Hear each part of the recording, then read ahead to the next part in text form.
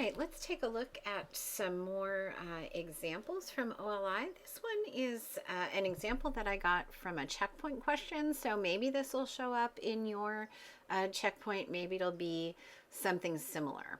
So this one is about college students and drinking habits. A public health official is studying differences in drinking habits among students at two different universities. They collect a random sample of students independently from each of the two universities and ask each student how many alcoholic drinks they consumed in the previous week. And we can see there the table of results that they have. So of importance for us to note is that each of the sample sizes are greater than 30. So we know that we can go ahead and proceed with constructing confidence intervals and conducting hypothesis tests. They're giving us the sample, the standard error here from that distribution. It would be the distribution of all differences x1 bar minus x2 bar. But let's take a look at what they're looking for here. They're giving us a degrees of freedom. They're giving us a critical T value for the 95% confidence interval. So that's telling us how far from center the endpoints of this 95% confidence interval are. And we would need that if we were going to use their applets, but we're not going to use their applets. The question here is, what is the 95% confidence interval for the difference in the two means? So, let's just think about, we're coming to this on our final exam. We need a 95% confidence interval. Forget about picking from these choices. That's not how your exam is going to work, okay? We need the endpoints of a 95% confidence interval. How do we do that? We go to StatCrunch. This is about means. We do not have the population standard deviation, so we know that this distribution is a T distribution.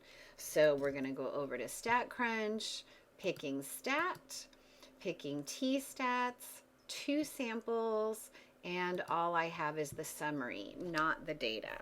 So I'm going to put in all the value that this has requested. Just be careful. Look at that. I messed it up. So the mean is 6.9. Sample size, that's 40. Mean here, 5.7. Standard deviation, 1.9. Sample size, 49.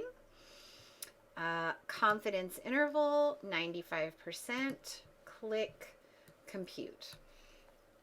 And there you have it. So the confidence interval is from 0.296 up to 2.103. So we are 95% confident that the mean number of alcoholic drinks from college 1 is larger than that of college 2. How did I get that? Well, remember, this confidence interval is to estimate mu1 minus mu2, and every single number in our confidence interval here is greater than 0. So mu1 is always greater than mu2. It's greater than by 0.3 or up to about 2.1, somewhere in that interval. So this is the choice we pick for the checkpoint, right? Because that is what matches the confidence interval that I constructed in StatCrunch. But what's more important than figuring out which of these three to pick is knowing how we get those endpoints and then what those endpoints tell us. Okay, this example, also from the checkpoint, is using that very same data, that same research about investigating the drinking habits from two different universities. So they're telling us standard error that resulted from the two samples is 0.45. Well, yep, that's exactly what we see in these results in StatCrunch from our confidence interval. Degrees of freedom is 75. Oh, they've rounded off. Yep, that's what we've got over here. But again, we wouldn't need necessarily to calculate this. We're just interested in the results of the confidence interval or the hypothesis test.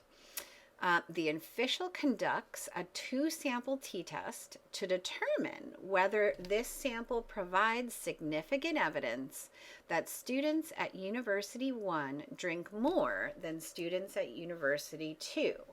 Okay, so they're telling us there, well, the null hypothesis is, of course, that those two means are equal, because that's always what the null hypothesis says. But the change that they're looking for is that mu1 is greater than mu2. And then they give us the test statistic and the p-value and are asking us for a final conclusion. Well, but first I want to just make sure there's no mystery about this test statistic and this p-value. Where did it come from? Simple, it came from StatCrunch. I'm going to go into this options screen. I've already got all of my sample information, but instead of a confidence interval, I'm going to click that I want a hypothesis test. My null hypothesis, that difference is equal to 0. My alternate hypothesis is that it's greater than 0, right? That matches here. Click compute, and there is exactly the same information that they're telling us. Here is our test statistic, 2.64, and here is our p-value of 0.005. Okay, now they're asking us about conclusions, but I'm going to think about my own conclusion before I even read theirs, because that's what's most important for me to be able to do moving forward, okay? Under the condition that the two means are equal, my sample result will happen about 0.5% of the time. That makes my sample results very rare. I believed HO, then a rare thing happened. So what happens now? Well, now I want to reject HO. I no longer believed it. I believed it, but that led to something crazy happening. So I don't believe it anymore. I'm going to reject HO, and that means that then I am going to support my alternate hypothesis, HA. So I do have sample evidence to support students at University 1 drinking more than students at University 2. So let's take a look at our choices here. The samples provide significant evidence that students at University 1 drink more than students at University 2. Well, yes, that's exactly what we just said. The samples do not provide statistically significant evidence. So this would happen, maybe if our p-value was like 0.12, right? Because now I would have sample results that would happen 12% of the time.